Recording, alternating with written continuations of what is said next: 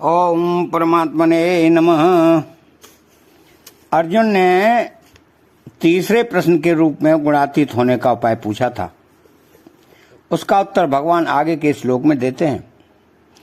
माम च यो अव्यभिचारेण भक्ति योगेन सेवते स गुणास्मति त्यता न ब्रह्म भूयाय कल्पते। यद्यपि भगवान ने इसी अध्याय के 19वें 20वें श्लोकों में गुणों का अतिक्रमण करने का उपाय बता दिया था, तथापि अर्जुन ने 21वें श्लोक में गुणातीत होने का उपाय पूछ लिया।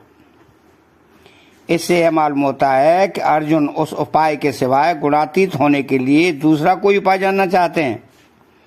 अतः अर्जुन को भक्ति का अधिकारी समझकर भगवान उसको गुणातीत होने का उपाय भक्ति बताते हैं। तो माम च यो अव्यभिचारेण भक्ति योगेन सेवते, पदों में उपासक, उपास्य और उपासना ये तीनों आगे हैं। अर्थात यह पद से उपासक, माम पद से उपास्य और अव्यभिचारेण भक्ति योगेन सेवते पदों से उपासना आ गई है। तो अव्यभिचारेण पद का तात्पर्य है कि दूसरे किसी का भी सहारा न हो। संसार सहारा तो दूर रहा, ज्ञान योग, कर्म योग आदि योगों साधनों का भी सहारा न हो। और भक्ति योग इन पद का तात्पर्य है कि केवल भगवान का ही सहारा हो, आश्रय हो, आशा हो, बल हो, विश्राम हो। तो इस तरह अव्यभिचारेण पद से दूसरों का आश्रय लेने का निषेध करके भक्ति योग इन पद से केवल भगवान का ही आश्रय लेने की बात कही गई है। सेवते पद का तात्पर्य है कि अव्यभिचारी भक्ति योग के द्वारा भगवान का भजन करे, उनकी उपासना करे, उनके शरण हो जाए, उनके अनुकूल चले। सगुणान स्मृति इत्यैतान, जो अनन्य भाव से केवल भगवान के ही शरण हो जाता है उसको गुणों का अतिक्रमण करना नहीं पड़ता। प्रत्युत भगवान की कृपा से उसके द्वारा स्वतः गुणों का अतिक्रमण हो जाता है। तो ब्रह्म भूयाय कल्पते, वह गुणों का अतिक्रमण करके ब्रह्म प्राप्ति का पात्र अधिकारी हो जाता है। तो भगवान ने जब यहाँ भक्ति की बात बताई है तो फिर भगवान को यहाँ ब्रह्म प्राप्ति की बात न कहकर अपनी प्राप्ति की बात बतानी चाहिए थी, परंतु यहाँ ब्रह्म प्राप्ति की बात बताने का तात्पर्य है कि अर्जुन ने गुणातीत होने निर्गुण ब्रह्म की प्राप्ति का उपाय पूछा था, इसलिए भगवान ने अपनी भक्ति को ब्रह्म प्राप्ति का उपाय बताया। दूसरी बात, शास्त्रों में कहा गया है कि भगवान की उपासना करने वाले को ज्ञान की भूमिकाओं की सिद्धि के लिए दूसरा कोई साधन प्रयत्न नहीं करना चाहिए, प्रत्युत उसके लिए ज्ञान की भूमिकाएं अपने आप सिद्ध हो जाती हैं। उसी बात को लक्ष्य करके भगवान यह कह रहे हैं कि अव्यभिचारी भक्ति योग से मेरा सेवन करने वाले को ब्रह्म प्राप्ति का पात्र बनने के लिए दूसरा कोई साधन नहीं करना पड़ता, प्रत्युत वह अपने आप ब्रह्म प्राप्ति का पात्र हो जाता है। परंतु वह ब्रह्म प्राप्ति में भक्त संतोष नहीं करता। उसका तो यही भाव रहता है कि भगवान कैसे प्रसन्न हो, भगवान की प्रसन्नता में उसकी प्रसन्नता होती है। तो तात्पर्य यह निकला कि जो केवल भगवान के ही परायण हैं, भगवान में ही आकृष्ट है, उसके लिए ब्रह्म प्राप्ति स्वतः सिद्ध है। हाँ, वह ब्रह्म प्राप्ति को महत्व दे अथवा न दे यह बात दूसरी है, पर वह ब्रह्म प्राप्ति का अधिकारी स्वतः हो जाता है। तीसरी बात, जिस तत्व की प्राप्ति ज्ञान योग, कर्म योग आदि साधनों से होती है, उसी तत्व की प्राप्ति भक्ति से भी होती है। तो साधनों में भेद होने पर भी उस तत्व की प्राप्ति में कोई भेद नहीं होता। तो भक्ति से साधक जो भी चाहता है उसी की प्राप्ति हो जाती है। तो जो साधक मुख्य रूप से ब्रह्म की प्राप्ति अर्थात मुक्ति तत्व ज्ञान चाहता है उसको भक्ति करने से ब्रह्म की प्राप्ति हो जाती है, क्योंकि ब्रह्म की प्रतिष्ठा भगवान ही है। ब्रह्म समग्र भगवान का ही एक अंग है, तो स्वरूप है। भक्ति को ज्ञान प्राप्ति का साधन बताया गया है। तो श्रीमद् भागवत में सगुण की उपासना को निर्गुण गुणों से अतीत बताया है। तो जैसे मन्यकेतम तो निर्गुणम, मत्सेवायाम तो निर्गुणा आदि। इसलिए सगुण की उपासना करने वाला तीनों गुणों से अतीत हो जाता है। सगुण भगवान भी गुणों के आश्रित नहीं है, प्रत्युत गुण उनके आश्रित है। तो जो सत्व रज और तम गुणों के बस में है उसका नाम सगुण नहीं है। प्रत्युत जिसमें असीम ऐश्वर्य, माधुर्य, सौंदर्य, औदार्य आदि अनंत दिव्य गुण नित्य विद्यमान रहते हैं उसका नाम सगुण है। तो भगवान के द्वारा सात्विक, राजस तथा तामस क्रियाएं हो सकती हैं, पर वे उन गुणों के बस में नहीं हैं। भगवान की तरफ चलने से भक्त स्वतः और सुगमता से गुणातीत हो जाता है। इतना ही नहीं, उसको भगवान के समग्र रूप का भी ज्ञान हो जाता है। तो उपासना तो करे भगवान की और पात्र बन जाए ब्रह्म प्राप्ति का। यह कैसे? इसका उत्तर आगे के श्लोक में देते हैं।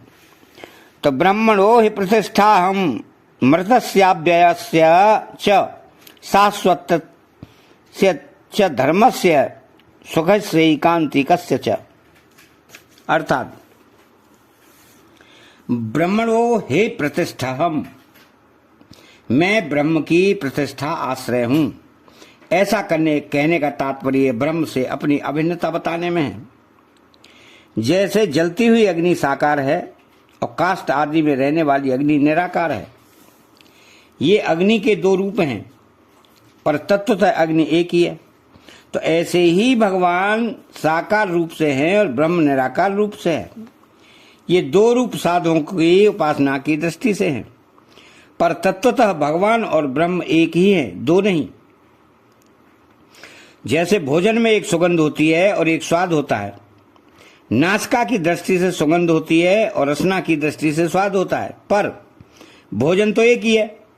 ऐसे ही ज्ञान की दृष्टि से ब्रह्म है और भक्ति की दृष्टि से भगवान है, पर तत्वतः भगवान और ब्रह्म एक ही हैं।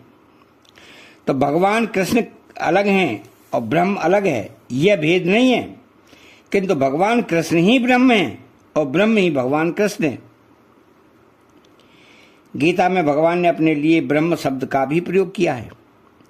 ब्रह्मण्याधाय कर्माणि, और अपने को अव्यक्त मूर्ति भी कहा है। मया ततमिदं सर्व जगदव्यक्त मूर्तिना।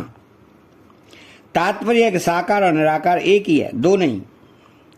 तो अमृतस्याव्ययस्य च अविनाशी, अमृत का अधिष्ठान मैं ही हूं और मेरा ही अधिष्ठान अविनाशी अमृत है।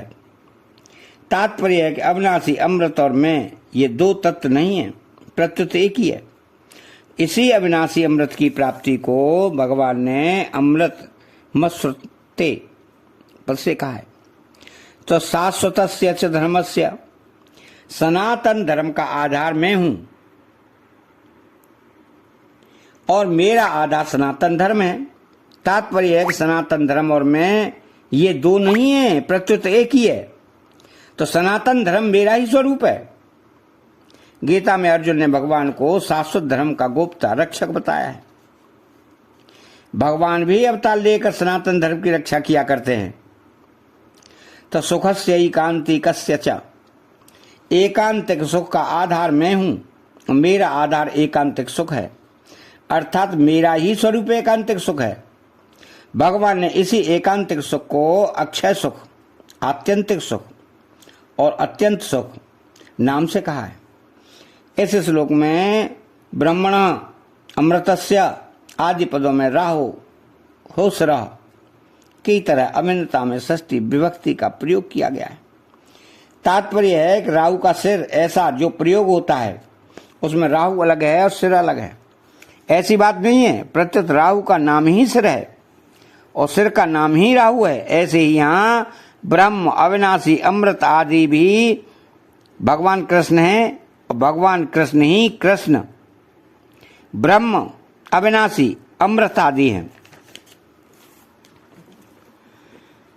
तो ब्रह्म कहो चाहे कृष्ण कहो और कृष्ण कहो चाहे ब्रह्म कहो, अविनाशी अमृत कहो चाहे कृष्ण कहो, और कृष्ण कहो चाहे अविनाशी अमृत कहो।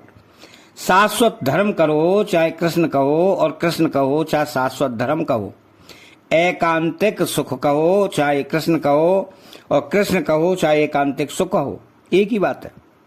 इसमें कोई आधार आधेय भाव नहीं है, एक ही तत्व है। इसलिए भगवान की उपासना करने से ब्रह्म की प्राप्ति होती है, यह बात ठीक है।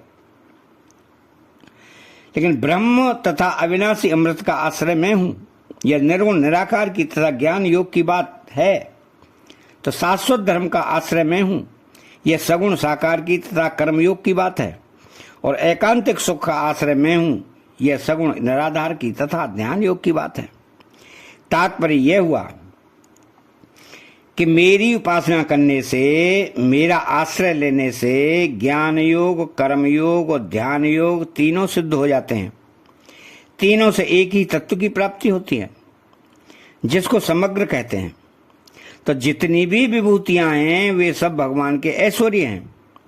ब्रह्म भी भगवान की एक विभूति है, ऐश्वर्य है। इसलिए यहां भगवान ने कहा है कि ब्रह्मणो हि प्रतिष्ठाहम्। पद्म पुराण में आया है कि भगवान श्री कृष्ण के ही नख की एक किरण ब्रह्म है।